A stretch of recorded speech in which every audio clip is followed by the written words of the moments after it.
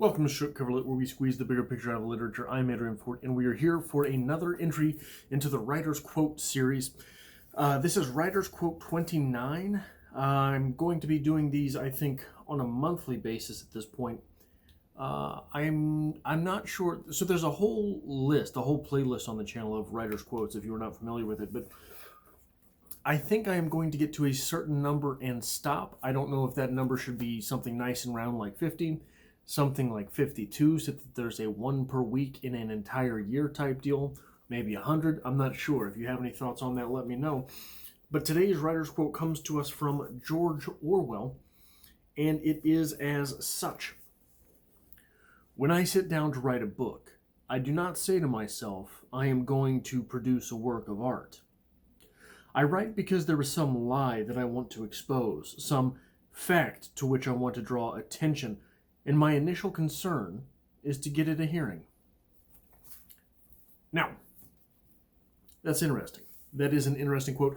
For me, George Orwell's work borderlines between literature and propaganda. I think that a lot of the definition for which I set propaganda, George Orwell's work fits pretty nice in there as opposed to literature. But what I will say is that Orwell's work does leave the door open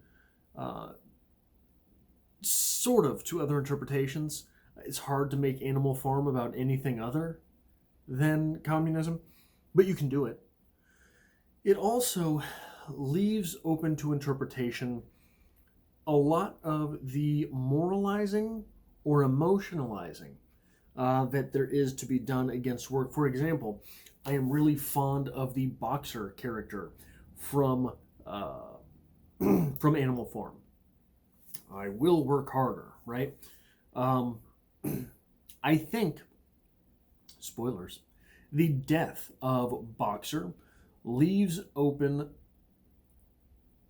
your own agency as far as the moralization and emotionalization is concerned. You can take the lesson that you decide to take from that.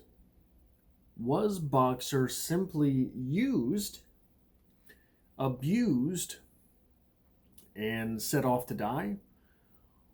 Or was Boxer actually playing his part in making things better for everyone to the best of his ability?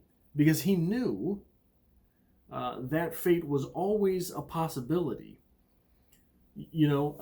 So is it heroic? Is it sad? Is it ironic? I think in Orwell's work, that delineation is up to you. You get to make that decision. You get to back that decision up, which is sort of more outside the realm of propaganda. That part is not propaganda. So the thing that I want to start with here is it is interesting. The reason for which this quote is interesting to me, that's not where I start. I just threw my pen. That's not where I start. This is probably cliche. This is probably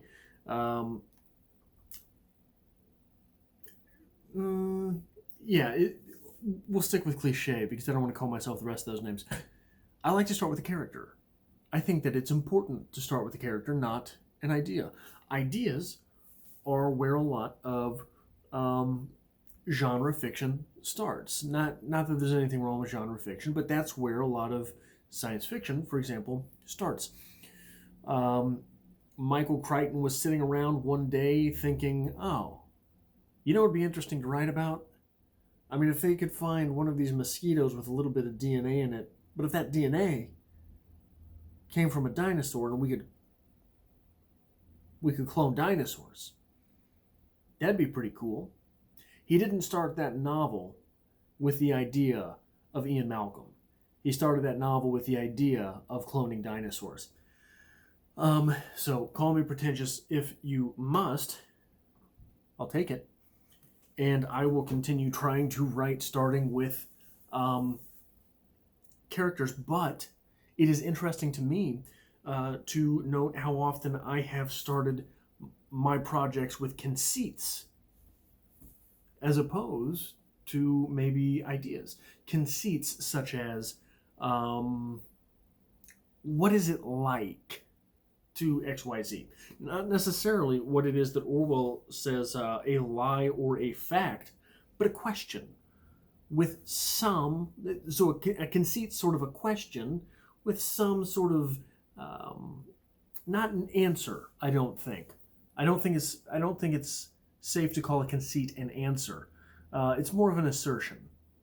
A conceit is more of an assertion.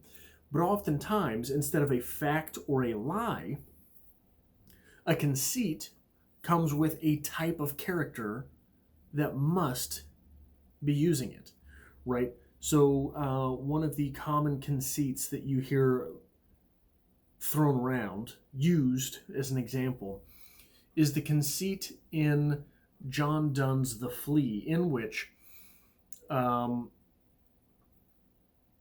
flea had bit a woman and a man. So isn't that sort of the same as having sex? Sort of a weird conceit. It's a metaphysical conceit. That's what the metaphysicals did, was they started with a conceit, went from there. But at that point, when you're talking about that flea, it bit both of us, both of our bloods are coursing through that flea, we may as well be married, right? That's the same thing. In the eyes of God, isn't that what's going on there? That conceit has to be delivered by a certain type of speaker, right? So starting with a conceit rather than a lie or a fact, I think lends itself pretty well to literary endeavors. Now, Orwell starts this very quote by saying, when I sit down and write a book, I don't try to write a piece of art. I do not say to myself, I am going to produce a work of art. Orwell also argued that all art was propaganda. I think he's wrong on that. Propaganda is meant to lead you to a specific conclusion, not a specific question.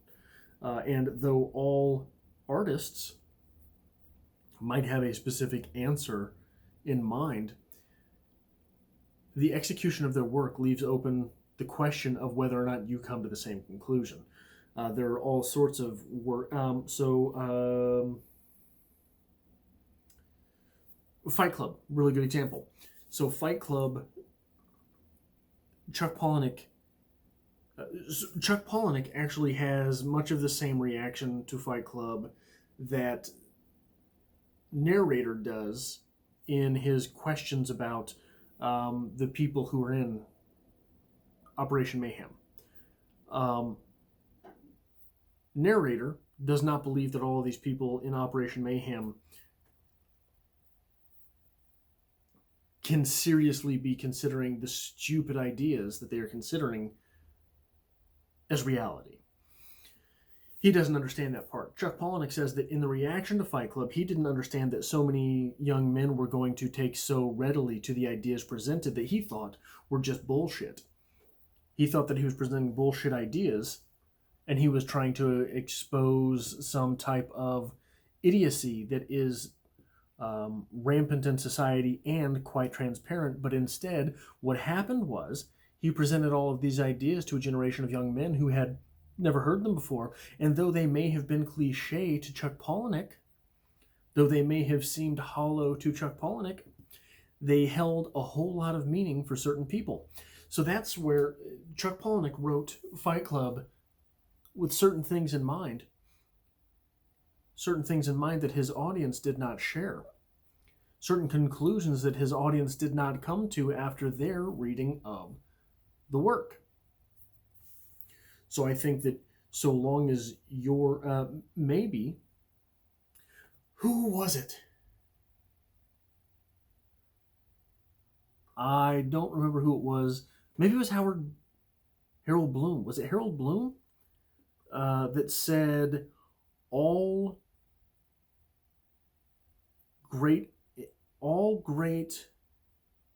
criticism comes from misinterpretation, or something along those lines. All innovation comes from misinterpretation, something like that. There's a quote somewhere along those lines. But maybe the extent to which a writer becomes an artist is the extent to which he or she fails in expressing their own ideas and their own conclusions. Maybe that is the extent to which an artist, a writer, becomes an artist. I don't think so. I think that there are all sorts of things, literature, all sorts of reasons literature is written, and if you talk to the writer behind the piece, they might not even necessarily agree to the conclusion, with the conclusion to which that piece points. I think that there are all sorts of writers that write pieces simply to illuminate a character and a specific type of thinking, as opposed to simply point to something and say this is the correct way, to point to exposing a lie or some fact to which they want to draw attention. That is all I have for this edition of the Writer's Quote here on Strip Coverlet. Again, this is the 29th video in this series. If you have not seen the others, maybe consider giving them a watch.